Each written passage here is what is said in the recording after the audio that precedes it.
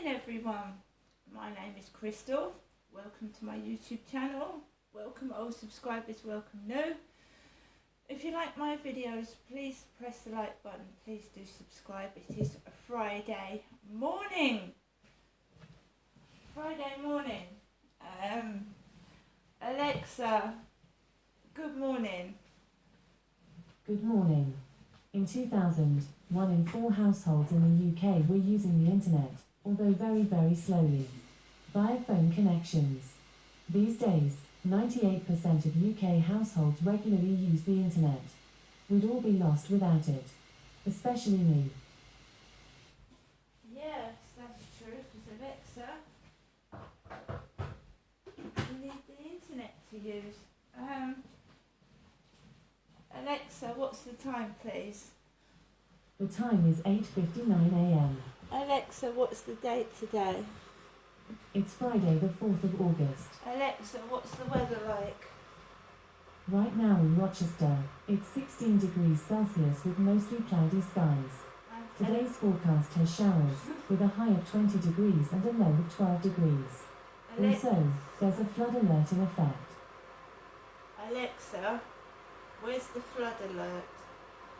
There are currently no flood warnings or alerts in effect for Ireland, Northern Ireland, and Scotland.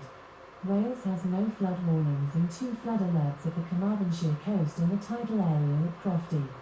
England has 1 flood warning at the North Sea coast of Hornsea, and 33 flood alerts. Information for these flood alerts can be found at check-for-flooding.service.gov.uk. For local flood information you can ask, Alexa, what's the weather? Right guys, so it's Friday morning. I've got up a bit later than normal because I went to bed late. I didn't have a very good sleep because I found it too hot in this flat to sleep properly. I was up and down like a yo-yo sweating. It does get hot in this flat, I must admit. So I got up about 8:45 because I hadn't slept very well. At the time I got to sleep, it was nearly time to get up anyway. So I'm feeling like washed out and a bit tired. That's how I feel this morning. Washed out, tired. I don't want to do anything and I don't want to go anywhere. That's it.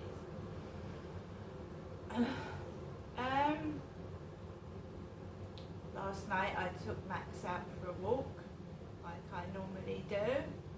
I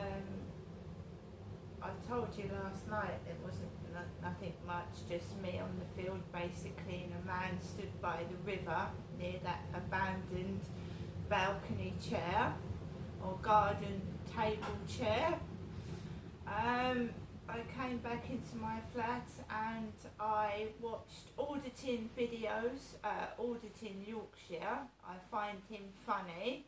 He also has got a channel on abandoned places, and I watched that round my mum's. So I just find the guy funny, and he also enlightens you into what goes on in the prison service, the police service, job centres and places like that.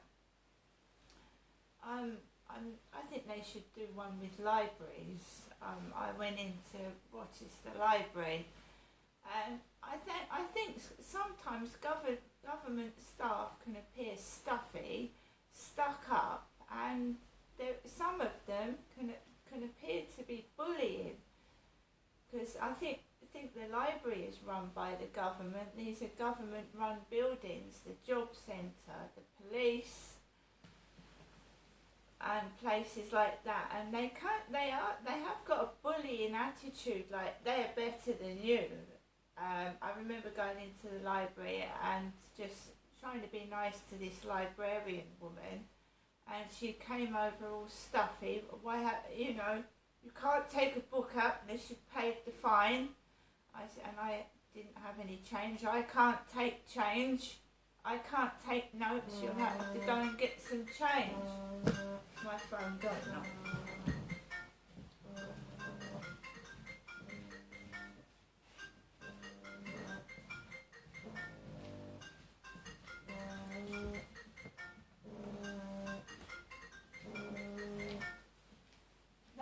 my mum ringing the phone.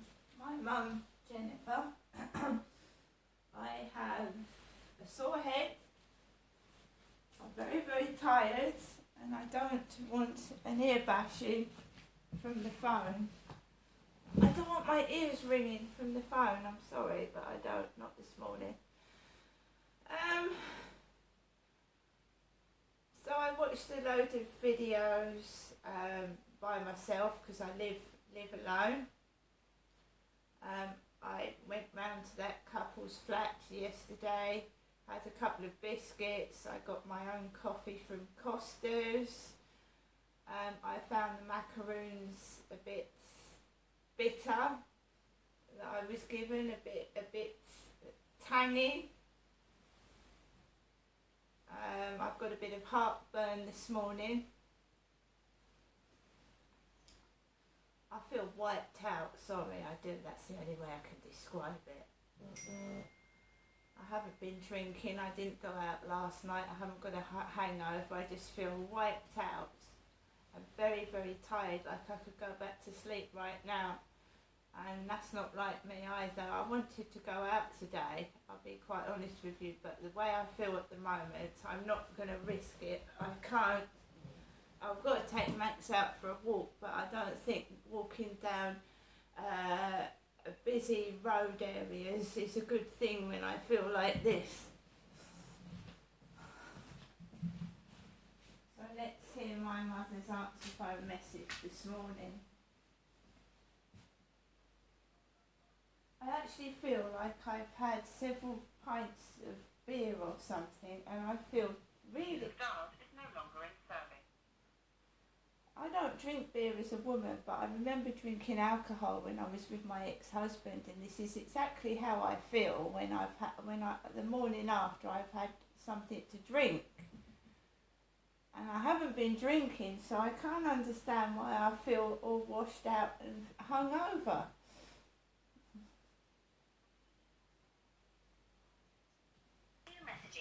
And 3 saved messages. First, new message. Received yesterday at 7:33 p.m. Message deleted. Next, new message. Received today at 9:04 a.m. Good morning, Janessa. Hoping you're going to have a good day. And I'll phone you again later on. As I say, this is my early morning telephone call to you, Janessa, from me, Jennifer, your mum, from my landline phone. Hoping, as I said, hoping you have a very, very good day, Janessa. And I can feel someone is clicking into the phone again, and I have reported it. So, Alexa, not Alexa. Okay, Janessa, wishing you a good Friday. Not Good Friday Easter, but today is Friday. And as I said, wishing you, hoping you have a very good day. I'm thinking of you, Janessa. I'll phone you again later on. Bye for now. So, here you have it. My mum says she thinks someone's clicking into the phone. Someone is clicking into her phone and she's reporting it. Right. Have a good day. I'm very, very tired. I'm just going to be indoors apart from taking my dog out for a walk. I would have gone out today. I've gone out for the previous 2 Fridays. I went out to Chatham and I went out to Gillingham. I'm going to have a rest this Friday. I'm not meeting anyone today. And I'm just going to rest and relax. The messages I'm getting off of dating sites are leading nowhere. I had an email from America yesterday. America is a long, long way away, so they're now saying they live in America. There's no chance that I'm going to meet someone in America because I personally haven't got a passport. So they're unobtainable, you see. They want to keep their eyes on me, ask a load of questions, but they're never there. They're never there to speak to. Alright? So, I'm going to get on with the rest of my day, which is making myself a cup of tea, having my breakfast, taking my dog out for a walk, and I'm not going out today.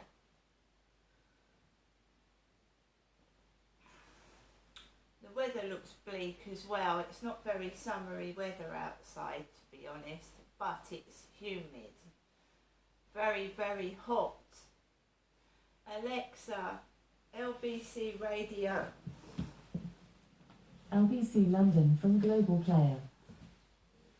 In the NHS, so in the long term we don't need to use the private providers, and that really means ramping up of investment in equipment and buildings in the NHS, and that's something that's been lacking for a long time. Were Mr. Sunak sitting here, or Steve Barclay, or possibly even Maria Caulfield, they would say, but come on, Lawrence, we're spending more money on the NHS than any government ever in the history of this country. Yes, but you're not getting value for money for it. Why don't you work your equipment round the clock? Why does it turn off sort of in the evening and wake up in the morning? Friday at 5, yeah. Overnight? Yeah, Friday at 5 p.m, yeah. That's it, yeah, and often earlier. And when I was working in hospital, in a major London teaching hospital, we ran our head scanners 24 hours a day. And obviously you need staff to do that, and maintenance and everything else, but the fact is, we don't work our equipment anywhere near as much as we should. We don't have enough of it, and in the short term, clearly going private is the only answer, because we need to get rid of 7 million people off the waiting list. But in the longer term, that's not a solution. Let me take you back in time, and if you don't know, please say, but it says here that this was the biggest shake-up since the Blair era. Were you working in healthcare at that time, and what do you remember about that shake-up? I have remembered every shake-up since I started in the NHS in 1977. Right. And each one has been heralded as the biggest ever. This is not a particularly big shake-up. They've been using the private sector for diagnostics for years. What they're doing is doing it in a more systematic way, which must be a good thing. But there's no long-term strategy. It's all how can we get to the next election stuff. And Blair was exactly the same. Let's do something that's eye-catching, but actually doesn't solve anything, because the long-term problems are still sitting there. I'm not poo-pooing the idea. It's merely that you've got to do something that's going to deal with no more waiting lists. Just getting rid of the current one, which is clearly worth it, isn't the long-term answer. Grateful as ever for your time, Lawrence Buckingham. You served as a North London GP, you chaired the BMA GPs committee, and you still work within the NHS. Listening to that is David Hare, who's quoted in the article today this morning.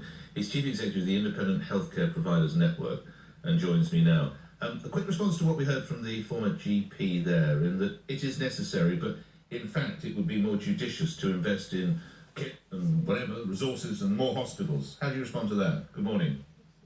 Morning, Nick. I think we have to do both, don't we? The challenge facing the NHS is colossal. Waiting times were growing even before the pandemic, as was the overall list size. The pandemic has really accelerated those challenges, and frankly, we have to throw the kitchen sink at this issue. As you said, 1 in 8 of the population are on a waiting list. They are at record levels, and I think it's worth people remembering they are continuing to rise.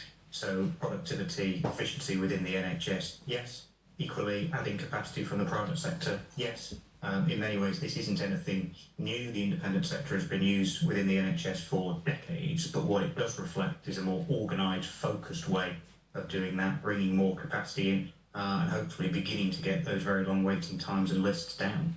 David, is there a figure, and if there isn't, just say, but what sort of percentage is the independent sector running to at the moment, or how much spare capacity does it have? Does it have a 30% spare capacity, or is there any way of giving us an idea how much you've got? So it's not as if, you go to your local private hospital at the moment and there's a team of people waiting to treat NHS patients if only they turned up. That's clearly not how any organisation runs. That said, the sector is very efficient. It has to be very efficient. It has to stand on its own 2 feet. And in areas where the NHS, principally by supporting patients to choose, is able to get patients from A to B, then clearly those independent sector organisations can invest in their physical infrastructure, add theatres, add physical capacity, but also scale up their workforce to meet growing demand. We think across all major specialties, the sector could be doing around 30% more than it was doing pre-pandemic. It's doing more than that, interestingly, in ophthalmology. because patients are really supported in choosing where to go and can then choose a provider with the shortest waits. But that hasn't been the case in other specialties, and I think that is what we now need to focus on. Is it a pre-election stunt, as my previous contributor indicated? As I said previously, the partnership between the independent sector and the NHS is long-standing. I think there will always be independent sector involvement in the NHS. By the way, that is not NHS privatisation. That's bandied around by people, and I think is an unhelpful term. Services, I think, will remain free at the point of views funded through general taxation. But I think all political parties recognise that they have to get on top of this challenge. It is often number one or number two in the public's priorities. Recent survey data indicates the public's satisfaction with the NHS at its lowest for decades. And I think any politician worth their salt is going to look at what they can do to try to get times down. And Labour have signalled that they would do exactly the same with they win next year. Lastly, let me take you forward around 5 years or so. How do you think the relationship between state-provided healthcare and independent provided healthcare, how should that relationship be then? I think it will and should indeed be strengthened. At that point, I think patients will still be accessing treatment that is free at the point of use. I don't think they'll be needing to get their credit card out for their NHS treatment, but increasingly patients will be used to different sort of services, whether they be digitally enabled, more diagnostics, more treatment in the community. Some of that will be delivered by the independent sector. Still, the majority of it, I suspect, will be delivered by the public sector, but it will be that partnership approach that will get us out of the hole that we're currently in. David Hare, thank you for your time. You're Chief Executive of the Independent Healthcare Provider Network. If you are nursing a bad hip and knee, a hernia, as a very good friend of mine was, goodness knows, it took him a long time to get that. It was about 18 months it took us to get him to get that done. Surely this comes as good news. We'll take your calls on that. Plus, oh no, farewell Wilco. But it was something that was coming for a long time, though. Come on, people can't be that stupid. Because they always overstock. For the past 6-7 months, they haven't had anything in their shop. I'll take you to, or ask you to take me to your high street. How many of the stalls or shops are actually shutting down? Thank God I got that right. It's 9:15, LBC News headlines. Holly Harris. A health minister has told Nick using more private clinics for NHS patients will help tackle record waiting times, but they're unlikely to come down this year. The scrappage scheme for non-ULEZ compliant cars is being extended to everyone living in Greater London. 5 people have been released on bail after a demonstration on the roof of Rishi Sunak's home in North Yorkshire. The weather, some heavy showers in the east, drier and brighter further west, a high of 22 Celsius. LBC Travel, I'm Joanne Webb. The A12 remains closed southbound between the Greenman roundabout at Leytonstone and the Lee interchange. Those investigation works are still taking place. There are long delays on the approach and on the surrounding routes. And then Queen's Road remains closed in both directions between New Cross and Peckham, and that's because of an ongoing investigation. It's been closed since just after midnight, and there are lengthy delays on all the surrounding routes. The M20 is very busy westbound from Junction 4 at Leybourne towards the M26, and that's because the lorry's broken down and one lane is closed for recovery. In Tottenham, Northumberland Park remains closed in both directions at Northumberland Grove, and that's because of investigation works. This is LBC. Choose mailboxes, etc. as your business partner. Right, guys, I'm gonna have my cup of tea, get something like just to eat small for breakfast, and just see where this day goes. Because I don't know what, like everybody else, you don't know what's going to happen from one day to the next. I mean, I just take it as it comes. Yesterday was just, I don't know. Nothing ever turns out as you planned it, does it? So you go out and think you're going to have a nice cup of coffee in Costa's, and it didn't turn out like that at all.